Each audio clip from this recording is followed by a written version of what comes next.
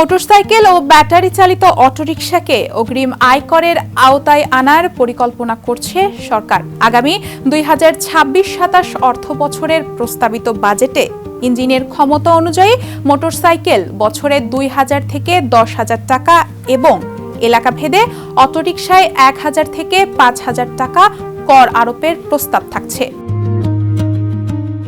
বর্তমানে ব্যক্তিগত গাড়ি, জিপ, বাস ও ট্রাকের ক্ষেত্রে অগ্রিম আয়কর নেওয়া হলেও মোটরসাইকেল এতদিন এই আওতার বাইরে ছিল। বাজেট সংশ্লিষ্ট এক সভায় অর্থমন্ত্রী আমির খসরু মাহমুদ চৌধুরী এই নতুন কর প্রস্তাবে প্রাথমিক সম্মতি দিয়েছেন বলে জানা গেছে। সূত্র অনুযায়ী মোটরসাইকেলের সিসি অনুযায়ী করের হার হবে। 110 সিসি পর্যন্ত কোনো আয়কর দিতে হবে না।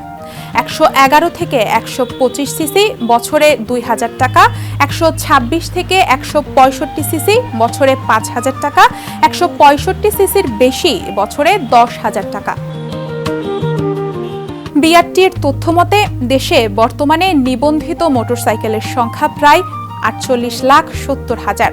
যদি 110 সিসির নিচে 10 লাখ বাইক বাদ দেওয়া হয় তবে বাকি 38 লাখ বাইক থেকে গড়ে 4,000 টাকা করে কর আদায় করা গেলে সরকারের বছরে প্রায় 1,520 কোটি টাকা অতিরিক্ত রাজস্ব আয় হবে। খাত সংশ্লিষ্টদের মতে নতুন এই কর আরোপের ফলে মোটরসাইকেলের বিক্রি ও উৎপাদন কমে যেতে পারে। পাশাপাশি সাধারণ ব্যবহারকারীদের ওপর এর বড় প্রভাব পড়বে, যা সামগ্রিক শিল্প ও নতুন বিনিয়োগকে ক্ষতিগ্রস্ত করতে পারে।